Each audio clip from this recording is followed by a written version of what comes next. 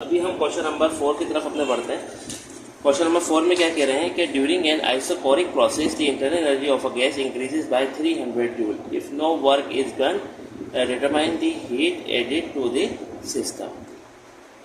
Isochoric process क्या होता है? जिसके अंदर वॉल्यूम जो है वो कांस्टेंट होता है। The internal energy of a gas increases by 300 joule और इंटरनल एनर्जी इंक्रीज हो रही है कितनी? 300 जूल।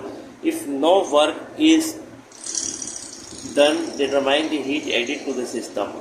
अगर कोई काम नहीं हुआ, क्योंकि आपके पास जब वॉल्यूम कांस्टेंट होता है तो कोई वर्क डन नहीं होता, आपको क्या करना है? हीट जो सिस्टम में ऐड हो रही है वो कैलकुलेट करनी है।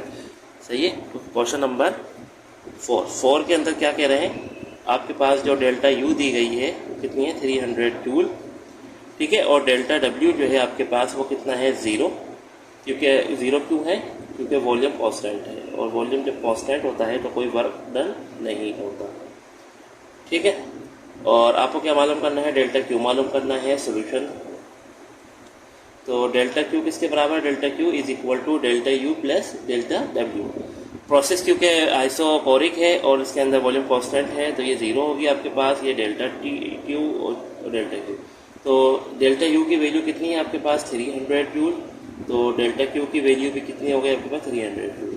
ठीक है। तो ये आपके पास क्या हो गया? आंसर हो गया। ठीक है। अब हम पढ़ते हैं क्वेश्चन नंबर 5 की तरफ।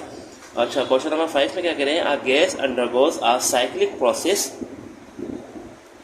starting at point A with a volume of 0.02 meter cube going to B isocoric heating, then to C isothermal expansion, and finally back to A.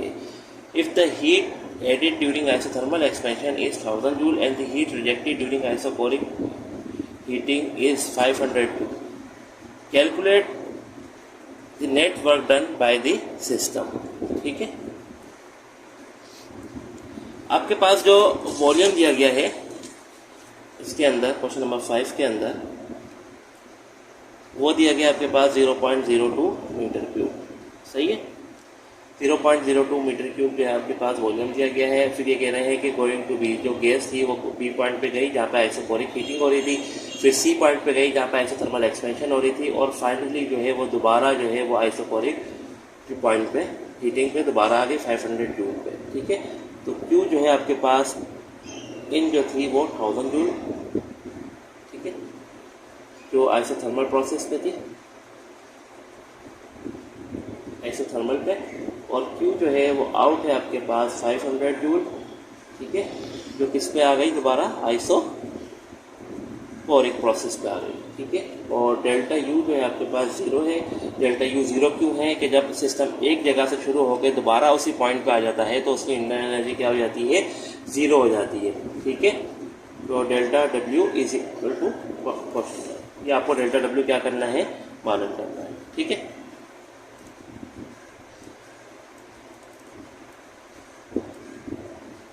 अच्छा, क्या फार्मूला होता है इसका? Delta Q solution,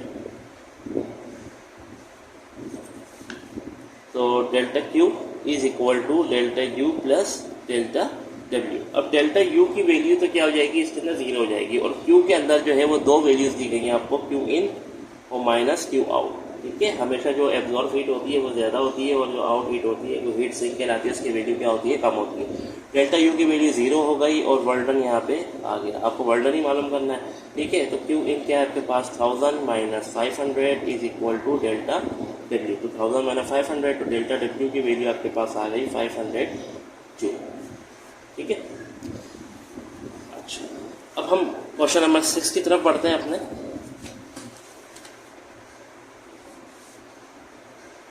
question number 6 में क्या कह रहे हैं? A gas expand from 0.03 metre cube to 0.06 metre cube.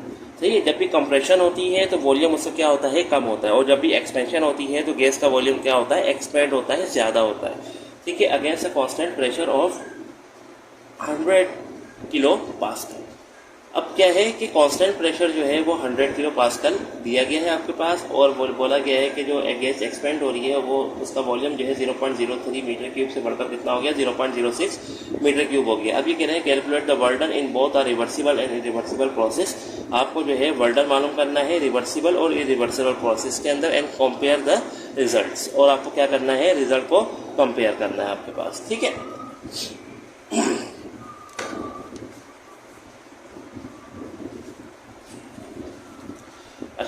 अच्छा, ये जो 100 किलो पास्कल दिया गया है ना, और जो ये आंसर आपके पास आया है, इसके अंदर जो है फ़र्क है। अच्छा, फ़र्क क्या है कि जो आंसर दिया गया है आपके पास, ये अगर आप 10 किलो पास्कल रखते हैं, 10 किलो पास्कल अगर आप रखते हैं तो आपके पास आंसर जो है वो 300 जूल आएगा। अगर आप 1000 किलो पास्कल रखेंगे तो आप वो 100 किलो पास्कल रखेंगे तो फिर आपके पास 3000 जूल आएगा, ठीक है। या तो आप इसके अंदर 100 किलो पास्कल रखें तो आपके पास 3000 जूल आ जाएगा, या अगर आपको आंसर के मुताबिक अपना आंसर लेके आना है तो इसके 100 की जगह आपको 10 रखना पड़ेगा। बुक में ये थोड़ी मिस्टेक है, आपको क्या करना पड़ेगा, इसकी जगह 10 रखना पड़ेगा। टाइपिंग मिस्टेक की वजह से ऐसा हो जाता है, ठीक है। अच्छा, आपके पास जो प्रेशर है वो कितना है, 10 किलो पास्कल। मैं 10 किलो पास्कल इसलिए रख रहा हूँ कि मुझे बुक वाला आंसर लेके आना है, ठीक है। तो ये हो जाएगा आपके पास 10,000 पास्कल, सही है। और V1 इसके अंदर दिया गया आपके पास 0.03 मीटर क्यूब, और एक्सपेंड होकर इसका जो वॉल्यूम हो गया वो हो गया 0.06 मीटर क्यूब, ठीक है। अब आपको मालूम क्या करना है, इसके अंदर वर्डन मालूम करना है रिवर्सिबल और इरिवर्सिबल प्रोसेस में। तो delta W is equal to P delta V के बराबर होता है। P कितना है आपके पास 10,000, और V कितना है आपके पास डेल्टा V। डेल्टा V किसके बराबर होता है, V2 माइनस V1 के। तो 0.06 माइनस 0.03, तो ये आपके पास वैल्यू आ गई 10,000 मल्टीप्लाई बाय 0.03। जब 10,000 का 0.03 मल्टीप्लाई करेंगे तो ये सिंपल क्या हो जाएगा, 300 जूल हो जाएगा डेल्टा W, ठीक है।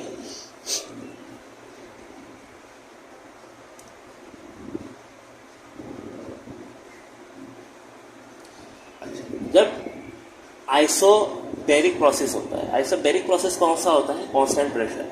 तो जब कांस्टेंट प्रेशर होता है तो वर्डन जो है आपके पास वो इरिवर्सिबल प्रोसेस हो या रिवर्सिबल प्रोसेस हो, सही है। अगर प्रेशर कांस्टेंट हो, ये मेरी बात याद रखिएगा, अगर प्रेशर कांस्टेंट हो तो प्रोसेस चाहे रिवर्सिबल हो या इरिवर्सिबल हो तो उसमें वर्डन की वैल्यू क्या होती है, क्या रहती है, सेम रहती है।